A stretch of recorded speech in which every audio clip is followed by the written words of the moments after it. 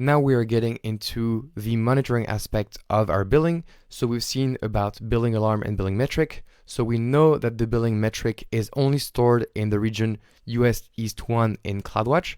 And this will be a nice graph that looks like this. And then the data in the US East 1 is aggregated for all your regions in AWS. It corresponds to the actual cost, not for the projected cost. And then you can create a billing alarm on top of the billing metric. It's a simple alarm. It's not as powerful as budgets, as we'll see in the next slide, but this will be helpful to send you an email notification, for example, in case you go over a certain threshold. And on the graph right here, I set my threshold to $70. And so as soon as I crossed the $70, I received an email notification. So we've seen billing alarms, so I won't go over it again. Next, we have budgets. We haven't seen budgets yet. So budgets are very helpful to send alarms when costs exceed the budget or when a forecast also exceed the budget. So we have 4 types of budget we can create: usage, cost, reservation, and savings plan. And for reserved instances, it can track the utilization of them. It supports EC2 reserved instances, Elasticache reserved instances, RDS, and Redshift. And it supports up to 5 SNS notifications per budget, so we can send emails, trigger lambda functions, and so on. And we can filter by service, linked account, tag, purchase option, instance type, region, AZ, API operation, etc., etc. You actually get the same operations as in the Cost Explorer, and the first 2 budgets are going to be free. Then you're going to pay 2 cents per day per budget. So for the budget, we can just in the console enter budgets, and we are taken into the budget console. So we can see we have one budget we had created from before called Don't Go Over $10, and we see we exceeded it.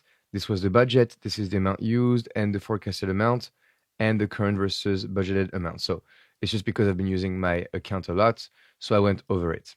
But we could go and create our own budget if we wanted to, and we have 2 options. Either we use a template, and we have one of these options, or we do and want to customize the budget, and we have the 4 options I discussed to you before. So cost budget, usage, savings plan, and reservation budget. So just to go again over the cost budget, if I click on it, I'm able to have a look at my cost data over time. Then I can enter my budget name, so demo budget. Then we can set the period. Is it a monthly budget, a daily, quarterly, or annually? Is it recurring or expiring? And when does it start and when does it end? So it's say it's a fixed amount of $10 again. And then we can filter the budget scope. So we can have all AWS services if we wanted to, or we can filter for specific AWS cost dimensions. For example, we just want to have a look at a filter, and the filter being that we want the service to be only EC2, so Elastic EC2 other, for example, or if we go here, we can have a look at other things such as, for example, the key management service. So you can apply this filter and then see what is your actual budget regarding these 2 services. So we can definitely drill down into our budget and make it the way we want to, which is super nice. Then we can click on next, and then we have budget alerts. So we can add an alert threshold and, for example, say, hey, at 80% of the actual budgeted amount, then send me an email, and we can set up emails right here. Or we can say, for example, and I can say Stefan@example.com.